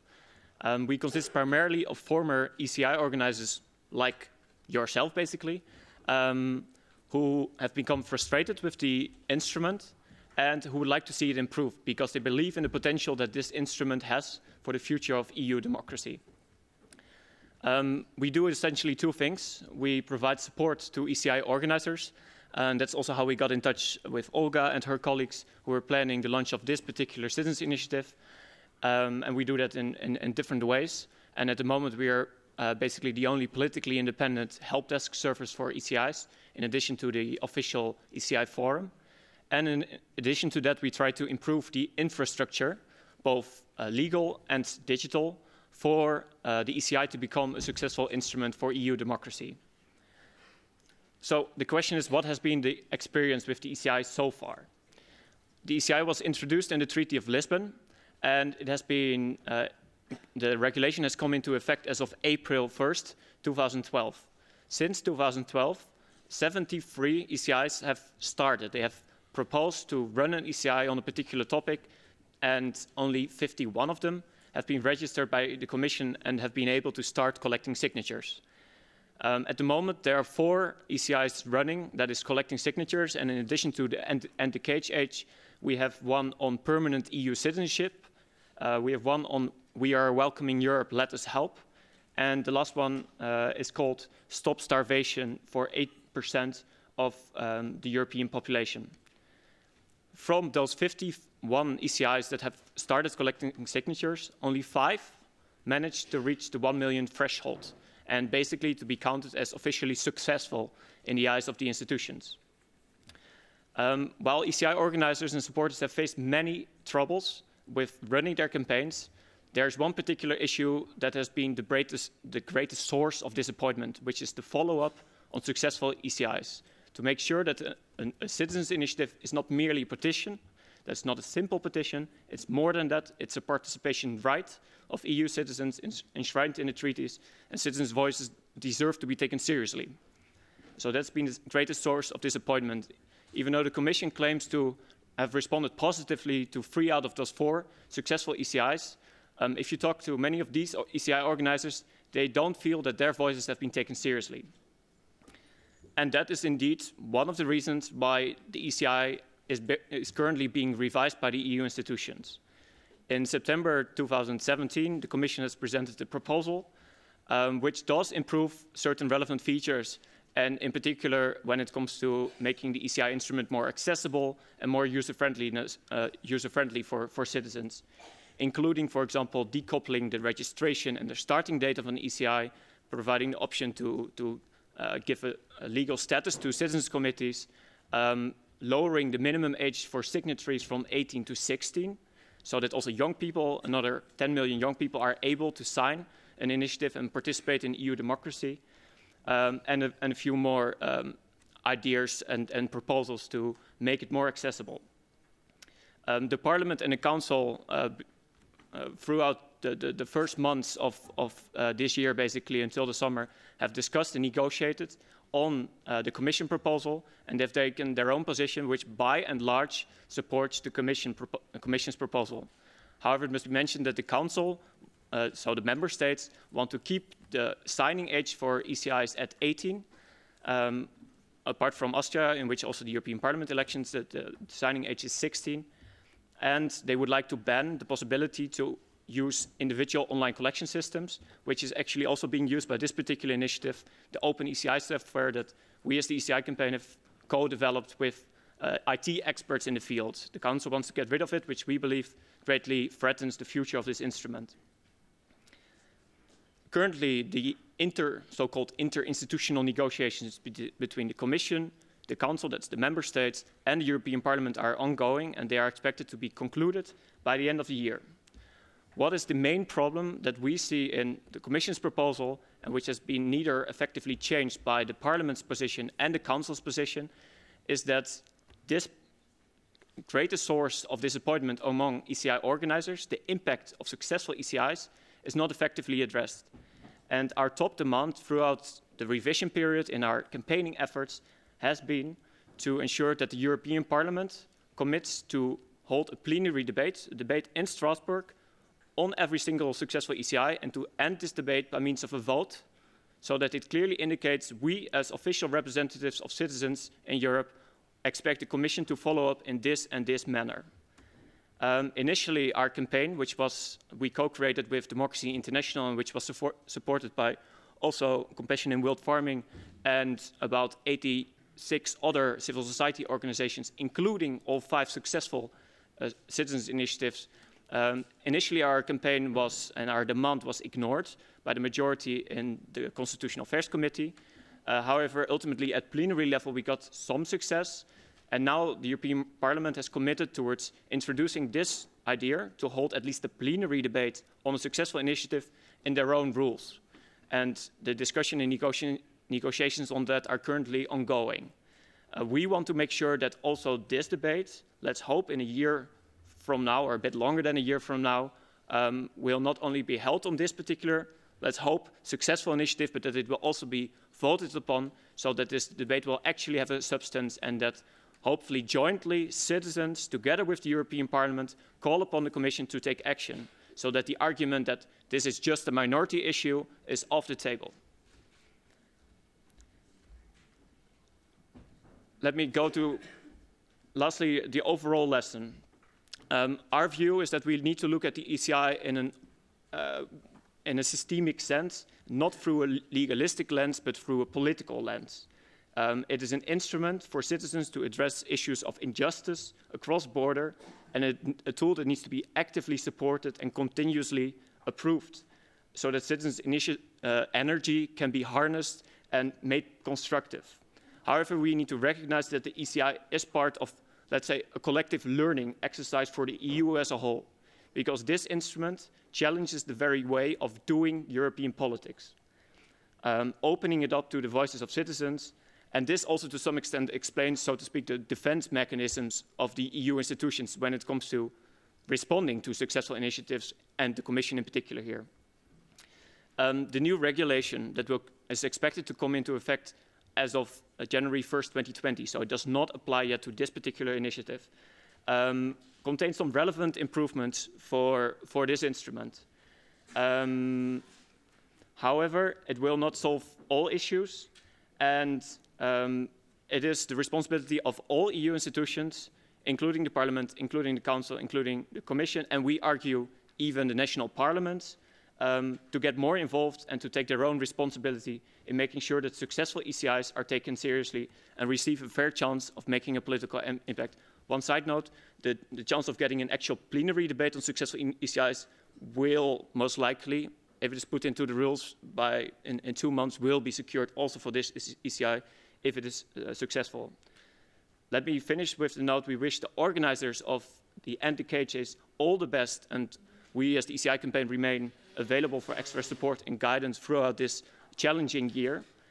And on behalf of the ECI campaign, I would like to welcome you to the ECI community, so to speak, and we hope that we can count on your involvement in the ECI also beyond this particular campaign. Because if there's one conclusion that we can draw from our experience with this instrument, it is that the ECI will only become a living instrument, to use the words of Frans Timmermans, if this participation right is actively defended and further shaped by a community of people from both inside the institutions and outside the institution, that is us, citizens. Thank you very much, and the best of luck.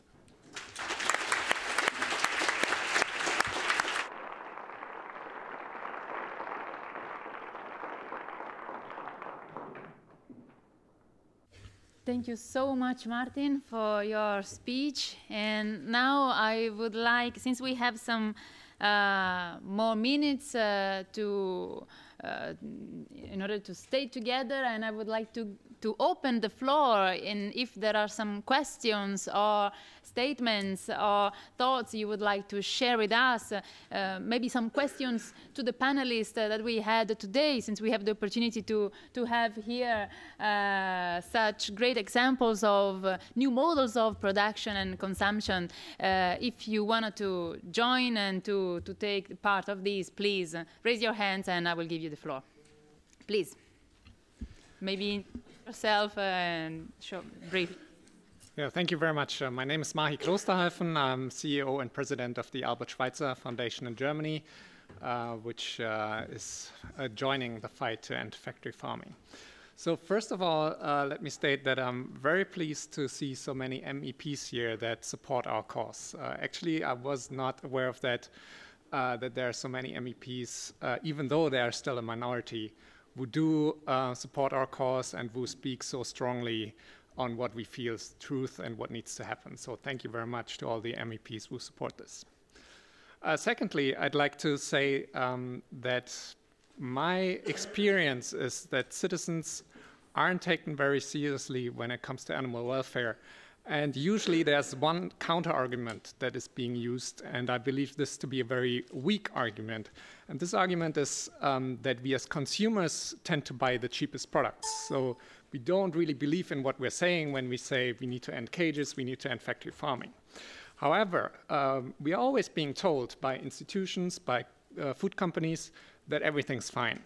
So we're always being told that we don't need to worry about these things. And we start to believe that when we go into the supermarket of our choice, that everything will be fine, even though it's actually not. We don't get the chance to see behind the labels that are sometimes very far away from the truth. And the second part is that as an individual consumer, it is very difficult to do this on our own. We always see our neighbors buying the cheapest products, not being part of this, and it's always very challenging to start a movement on your own and hope that everybody will follow along.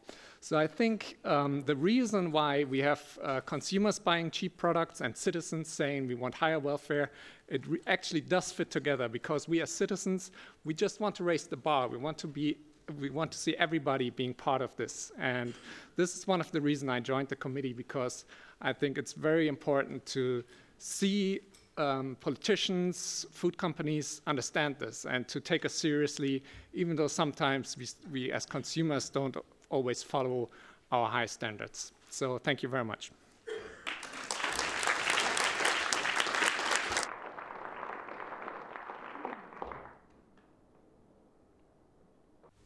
Anybody else who want to share some thoughts or have some questions? Please, you have the floor. Thank you very much. I'm David Madden. I'm a trustee of Compassion in World Farming. We've heard various criticisms today of the Commission in various ways for being perhaps a little slow-moving, a little resistant, a little conservative. Is there anyone here from the Commission today who might like to comment on those thoughts we've heard? Or indeed, would anyone else like to issue a comment as to why this is quite a common view of the Commission? Is it are member states hiding behind the Commission, or is it something inherent to the Commission itself?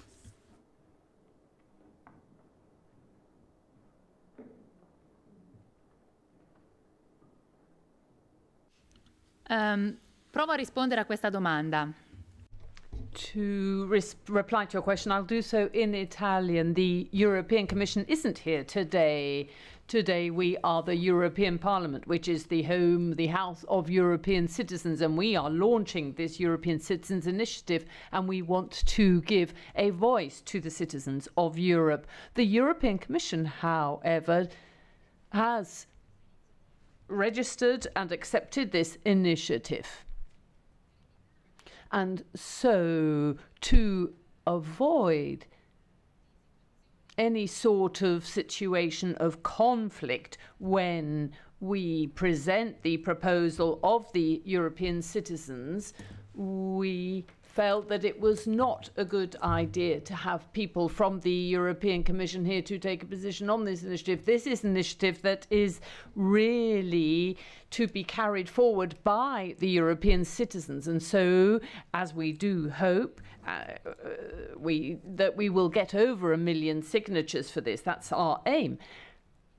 Now, the Commission, if I can briefly give my own personal views on this, in this particular mandate, the Commission has not protected or defended or indeed reacted along the lines that we had hoped. To a number of initiatives made by this Parliament, petitions, amendments that we have tabled, a large part of this Parliament has really done their best to try to improve the situation when it comes to animals' rights and welfare. Now, the Commission hasn't really been deaf, but we are at a key moment, a historic moment. The European Parliament, this mandate is ending. We're going to have elections. There'll be a new Commission coming, and there'll be a new Parliament starting in May next year. And so it's important that to the new representatives of Europe, those who are here in the European Commission, those who are here in the European Parliament, and trust this initiative to them. So I do think that this is exactly the right moment to raise awareness as much as we can and to do what we can for this initiative and make sure that we can pass on a commitment to those who are going to have to be making the decisions in the future. And I really do hope that we will get this message across loud and clear to the next Commission, and I do hope that we get some serious replies from them as well. Thank you.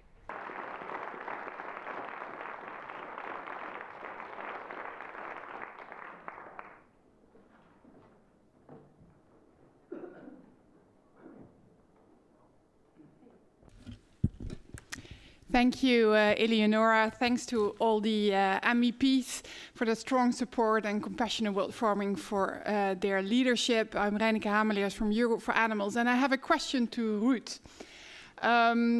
We are very impressed by your innovative spirit, and I have been in a lot of debates with egg farmers, poultry farmers, and they often tell me, even if we would want this, it's so hard to shift away from the enriched cages because we are under a lot of commercial pressure. Consumers say, or citizens say, that they want to buy higher welfare eggs, but in reality they don't do it, and the trade pressure is incredibly high. Moreover, they don't really believe that cage-free systems are a real solution. So what do you say to these farmers? How can we convince them to follow your leadership? I don't know how you can convince them, but what we have to do, an individual poultry farmer, of course it's very difficult for an individual poultry farmer, but what you have to do is, I think, to look to the whole chain and to everybody who's around that chain. So if you are cooperating with, for example, with NGOs, then you see that our eggs are since the beginning, that's 1 year now, completely sold out. I think that's also due to our cooperation with the NGOs, but of course also with the cooperation with Lidl in the Netherlands, because they bought all our eggs. So you have, as an individual person, it's not possible to do this, what we are doing, but don't look only in your own sector, but look together with all the people who you need and who wants to do it together to make such concepts. But what we are doing, and I think that's not only for the agriculture sector, for the poultry sector, maybe it's the same for the NGOs, we are looking too much in our own world. And the world is more than only producing eggs, or the world is more than only animal welfare, or name something. So you have to look together how you can do that. And that's the only thing I can say to all the poultry farmers. If you say it's not possible because the consumer don't want to pay it or the supermarket don't want to pay it, have you spoken with the retailer? Have you spoken with consumers? Have you spoken with the animal protection in the Netherlands or somewhere else? So that's the only thing I can say. Don't live in your own world, but look how big the world is and do it together.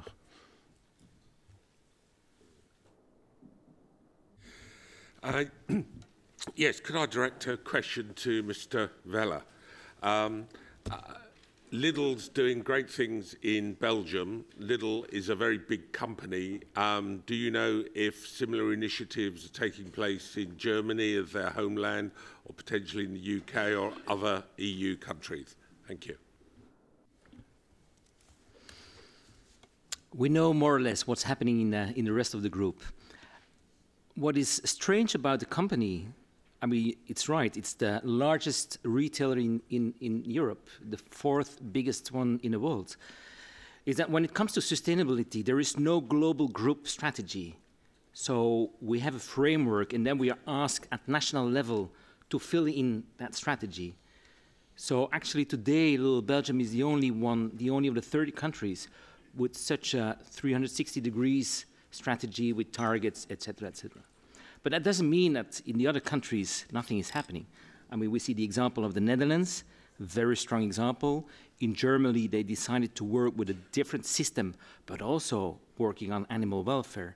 So what's happening is that all the countries are looking at each other, and we get a few weeks ago, I got visits from Little Italy, Switzerland, Slovenia, and Czech Republic. They joined us for a workshop for 2 days to exchange, to share experiences. And what I see now is that, I'm not going to say that we are showing the example, but by exchanging best practices, we manage to inspire different organizations, different countries within Lidl, and at some point, even at group level.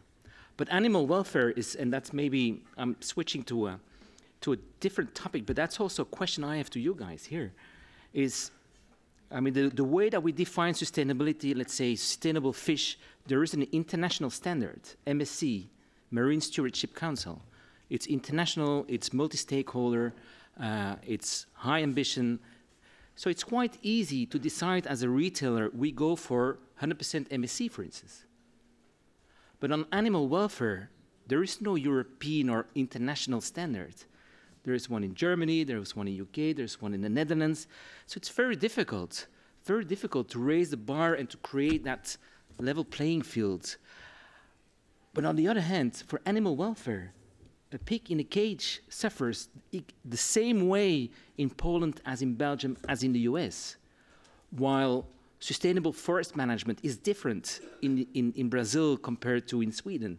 So you would expect the standard for MSC or FSC to be much more complicated, while for animal welfare, I think there is a huge need for an international standard for each of the different categories that would probably help a lot for retailers to say, okay, we go for that standards, and then slowly, category by category, we move towards a much more animal-friendly environment.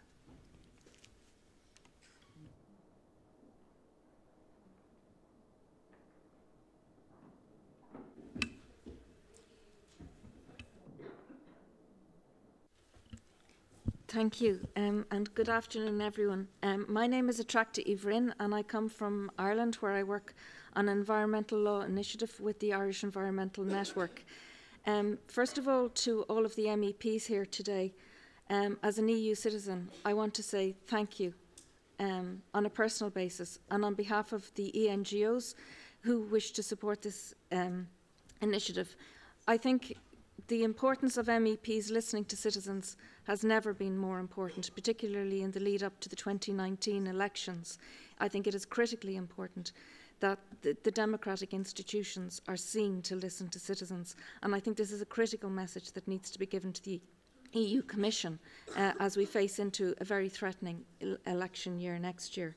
And the ECI may actually serve to critically support the EU in the longer term. What I am very concerned about is that we don't underestimate how difficult it will be to achieve the targets in this ECI. And I think the comments that have been made by Mr. de Gucht earlier in relation to the statistics about this are something that we cannot be complacent on. I know how difficult it was for us in Ireland, and I think we were one of just 2 countries who actually reached the target for the soil initiative. But I am confident we will be successful on this, because I do believe in the compassion of the average EU citizen. But I think we have to look at the transition to a beyond end the cage time. And one of the big difficulties will be the level of indebtedness and the finance associated with the infrastructure associated with these intensive farms. And right now, as we speak, the European Investment Bank is investing and giving out loans for food products which are consistent with, and the development of food products which are consistent with intensive agriculture. And I think we need to leverage the opportunity for the civil society interface that the European Investment Bank offers. And all of the organisations here need to put pressure on the European Investment Bank to actually require full compliance with EU law in the types of intensive agricultural practices that it is supporting, because we have the gravest of concerns about how compliant and how the EIB is actually assessing massive multi-million euro investments of EU funds in this type of practice, which we are seeking to put an end on. So I think there's a case of something else that we critically need to do if we are able to quickly transition to an end the cage age. Thank you.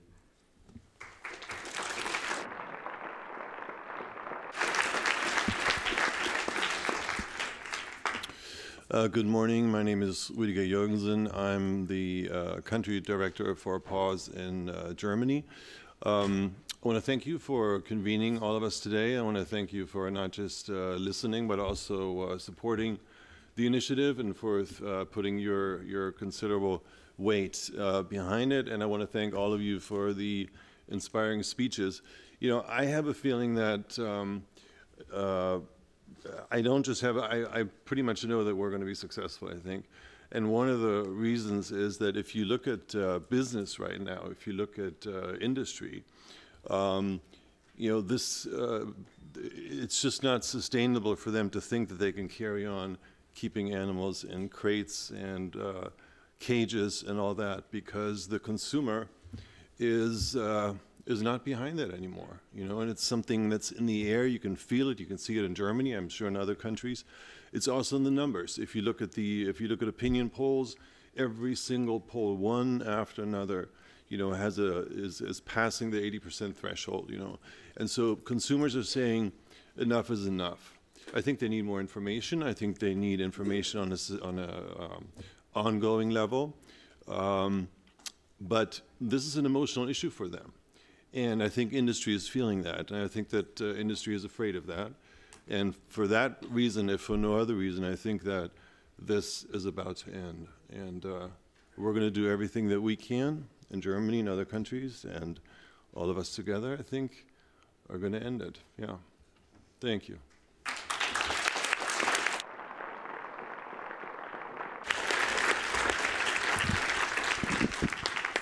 I'll pick one last intervention and then we start to wrap up our day. Buongiorno, io sono una cittadina italiana. Thank you. I am an Italian citizen, and therefore a European citizen. Obviously, I support everything that you've said. I'm very much interested in this issue of cages. My opinion is that this issue has been neglected thus far because many people are selfish, just concerned about their own welfare as human beings. And the fact that animals are permanently imprisoned in cages is such a horrible thing to think about that people prefer not to think about it when they're buying eggs or going shopping. So it's barbaric. These are animals that can't even take a step. And if you buy that meat, you are getting blood on your hands. These are sentient beings. They feel fear. They do not understand what is being done to them. So I think the best way to deal with this is, of course, to move forward with the campaign, but also to show people that it's in our own interest not to have the blood of these and suffering of these poor animals on our conscience. Okay, so now we are going to conclude our conference this morning, and I would like to give the floor again to Philip Limbury for some closing remarks. Thank you, Eleonora. Thank you so much for hosting this fantastic launch event of a very special campaign that brings together a huge unity across not just animal welfare organisations, but environmental organisations, farming groups and beyond, as Olga reminded us at the beginning. I really want to thank you. I want to thank all of our speakers and all of the people here who have taken the trouble to attend and to pledge your support to ending the cage age. Thank you all.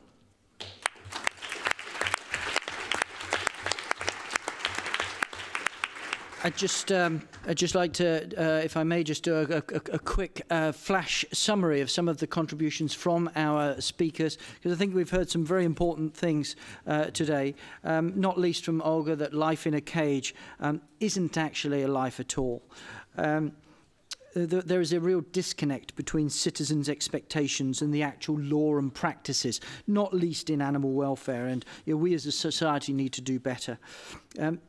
Leopoldine Charbonneau introduced the Citizens Committee, our wonderful panel of people who are leading this initiative throughout Europe. Please, a round of applause for our committee.